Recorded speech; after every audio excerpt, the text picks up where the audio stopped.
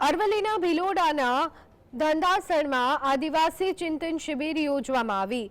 રાજસ્થાન, મધ્યપ્રદેશ અને રાજ્યના હજારો આદિવાસી સમુદાયના લોકોએ આ ચિંતન શિબિરમાં હાજરી આપી। દેડિયાપાડાના ધારાસભ્ય ચૈતર વસાવા પણ હાજર રહ્યા। ચૈતર વસાવાએ જણાવ્યું કે યુસીસી લાગુ કરવાની સત્તા ગુજરાત સરકારને નથી। આદિવાસી સમુદાયના લોકોને નર્મદાનું પાણી મળે તેવી માંગ કરવામાં આવી છે। કેટલાક કિસ્સામાં ખોટી રીતે જારી કરવામાં આવતા આદિવાસી સમુદાયના પ્રમાણપત્રનો વિરોધ કરવામાં આવ્યો હતો। ગુજરાત સરકાર ગુજરાતમાં યુસીસી લાગુ કરવા માટેની તજવીજ હાથ ધરી છે, જેનો અમે સખત શબ્દોમાં વિરોધ કરીએ છીએ। જ્યારે આ દેશ પર મુગલોનું 500 વર્ષનું શાસન હતું, અંગ્રેજો 175 વર્ષ શાસન કર્યા અને બંધારણ જ્યારે બન્યું ત્યારે પણ યુસીસી લાગુ કરવાની કોઈએ તરફેણ કરી નથી।